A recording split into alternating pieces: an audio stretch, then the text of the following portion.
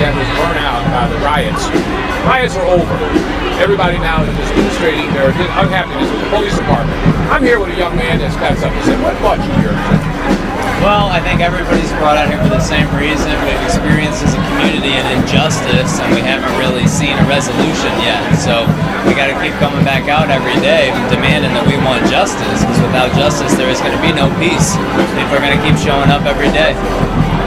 And that's a part of it, you know, the Timothy Showcase right here on ABC 30, that's what we're all about. We're not only about the unique restaurants and talents and everything, but this is a part of our everyday community. We want to be sure to get the message out like all these other news people. We're not the only ones down here. We're not trying to scare up anything. We just want the truth and how everyone feels. Black, whites, all colors. This could be you at any time. So you feel the same way, don't you? Yeah, I came out here today to feed people. Someone in my family actually donated their culinary skills and made some 3 really tasty casseroles, so we dropped them off and wanted to feed people. We're still here at Ferguson, right here on West Larson at the protest. Been going on now for about 5 days. I just talked to one group of people that were donating their time, their resources, and everything to help the people out that are proving something here, or trying to prove something, to get justice. That's all they want is justice. And we want to know something like it. This is not right. You got St. Anne, you got St. John, you got all these communities that are making their budgets on African Americans and Hispanics. Excuse the language, people, but that's BS. You know, it's not so. All we want is justice, like anybody else. We're not asking for favors, and we do have jobs. A lot of us have good jobs. I'm doing mine right now. We have jobs, but we can't afford to take care of your budgets. I'm here with another young lady here, and she's got a comment on what she does. So we're going to talk to her. What's your name? Katrina Mitchell. Hi. Katrina, what brings you here? Okay, so I think I come from an interesting perspective. I'm a law student at St. Louis University School of Law. I'm going into my 2nd year, and I'm kind of outraged by the implications of the criminal justice system here. You see how Black lives are kind of undervalued sometimes in American society, how,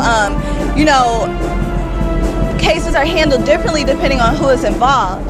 You see a police officer who shot a boy who apparently was walking on the wrong side of the street or walking in the middle of the street, and that's the whole reason why he was approached to begin with. And so then the officer brings up allegations that he was assaulted, and he brings up allegations that later on that this guy was previously involved in a robbery and things like that. However, there's no evidence that he was ever trying to detain Michael Brown, but rather that he just started unloading his weapon on him when Michael Brown, there are multiple witnesses who say that Michael Brown didn't even present any deadly force. And generally in the law, you are not supposed to use deadly force unless you are presented with deadly force. So you're supposed to match force with force.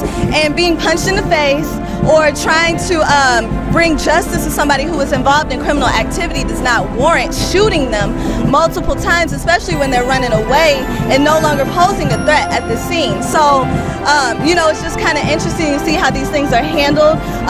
There's, reports that the officer is on paid administrative leave, where anyone else in a situation like this would be in jail without bond, awaiting a trial. And so I think the justice that the people speak of is the same kind of justice that everyone else, especially members of the Black community, are brought to when they're involved in those kind of situations.